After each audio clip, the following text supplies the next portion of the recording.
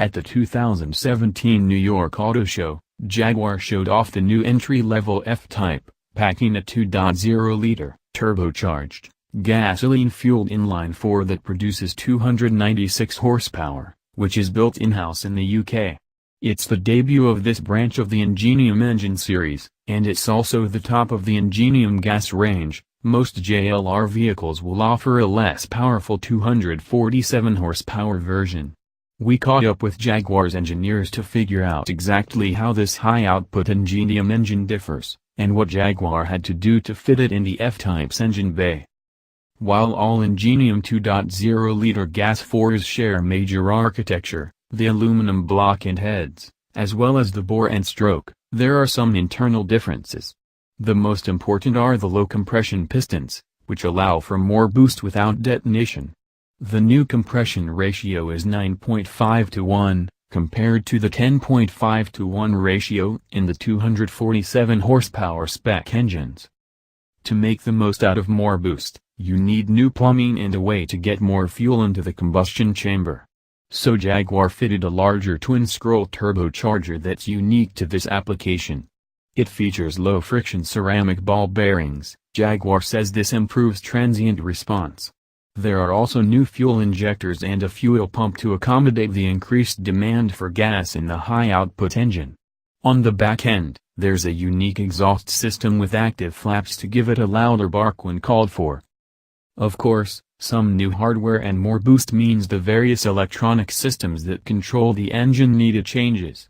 For one, Jaguar's changed the cam timing and valve lift mapping, as well as the ignition timing. The throttle mapping and transmission calibration have also been optimized for the new engine. As far as the driver is concerned, the biggest change from the 247 horsepower engine to the 296 horsepower one, other than increased scoot, will be where the power peak is.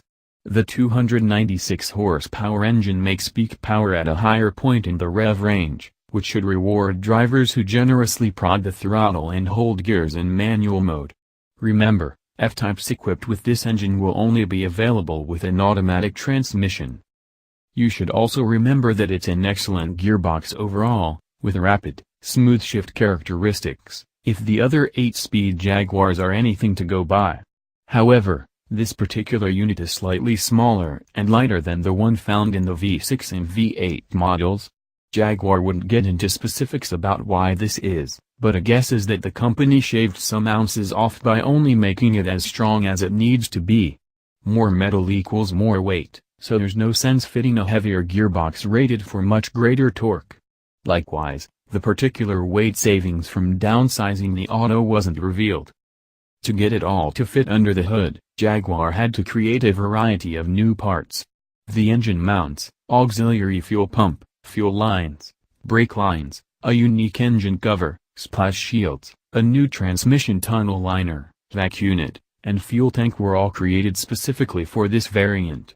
The oil sump is also unique to this application. However, the company didn't need to alter the chassis structure at all to accommodate the Ingenium engine, that is to say that the body shell is the same as in other engine variants. All in all, it's a pretty standard gamut of alterations required to fit it into the F-Type, and the sort of things you'd expect for a hotted-up engine variant. The real question is how it's going to drive, and we won't find that out until later this year. Jaguar has thus far made all its F-Types growl with menace, so it'll be interesting to see how the inline-four sounds in the Roadster and Coupe. There are hints in the video embedded above, but stay tuned for in-person impressions in a few months.